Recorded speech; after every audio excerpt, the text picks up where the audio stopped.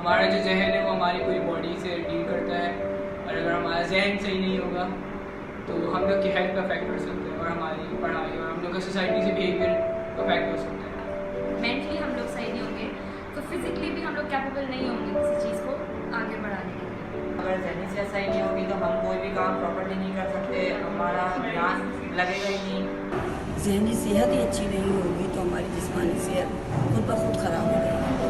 और जहन हमारा पॉजिटिविटी की तरफ होना चाहिए, नेगेटिविटी की तरफ नहीं होना चाहिए।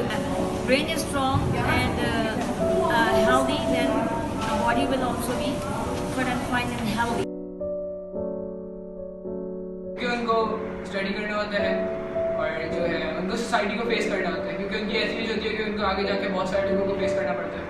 यूथ के लिए इसलिए ज़रूरी है क्योंकि वो they are not mature enough to face the hurdles and obstacles in their path, तो उनके अंदर इतनी एबिलिटी होनी चाहिए कि वो सारी चीज़ें फेस कर सकें। यूथ को आगे जाके फ्यूचर में बहुत ज़्यादा काम करने होते हैं, कुछ बड़ा कुछ बनना होता है, तो इसलिए यूथ को पेरेंटली हेल्प ज़रूरी होती है।